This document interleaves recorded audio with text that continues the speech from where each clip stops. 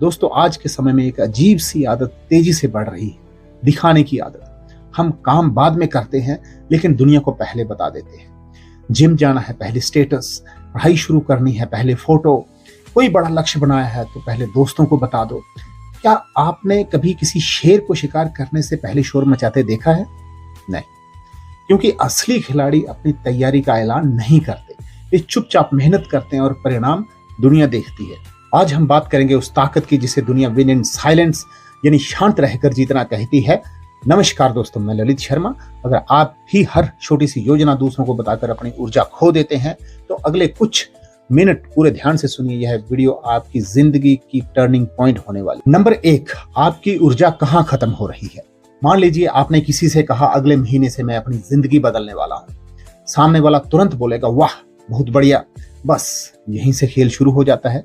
उस एक तारीफ से आपके दिमाग में ऐसा महसूस होने लगता है जैसे आपने आधा काम कर लिया। लेकिन सच ये है कि आपने अभी शुरुआत भी नहीं की। यही कारण है कि बहुत से लोग योजनाएं तो बड़ी बड़ी बनाते हैं लेकिन उन्हें पूरा नहीं करते, क्योंकि परिणाम मिलने से पहले ही उसकी खुशी लेने लगते हैं। और अगर देसी भाषा में कहें तो हमारे बड़े बुजुर्ग एक बात कहते थे, हर चीज समय से पहले सबको मत बताओ, नजर लग जाती है।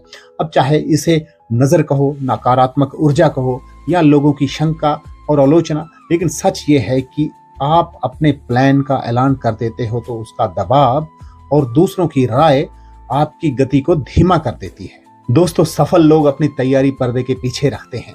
वे जानते हैं कि बीज जमीन के ऊपर नहीं, जमीन के नीचे मजबूत होता है।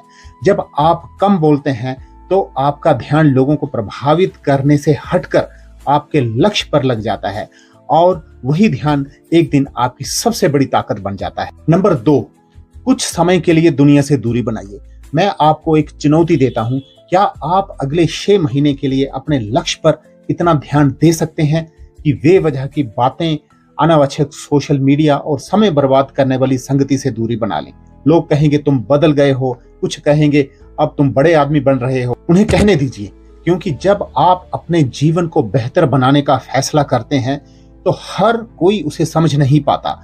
इन 6 महीनों में आपको दुनिया से भागना नहीं है, एक नया संस्करण बनाना है। सुबह जल्दी उठना, नई चीजें सीखना, अपनी सेहत सुधारना, किताबें पढ़ना, कौशल विकसित करना, और ये सब इतनी शांति से करना कि लोगों को सिर्फ परिणाम दिखाई दे, प्रक्रिया नहीं।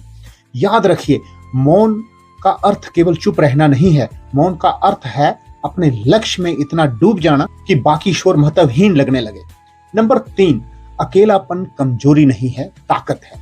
बहुत से लोग अकेले रहने से डरते हैं। उन्हें लगता है कि अगर वे लोगों से दूर हो गए तो दुनिया उन्हें भूल जाएगी। लेकिन सच्चाई यह है कि दुनिया आपको तब तक याद नहीं रखती जब तक आप कोई अलग पहचान नहीं बना लेते।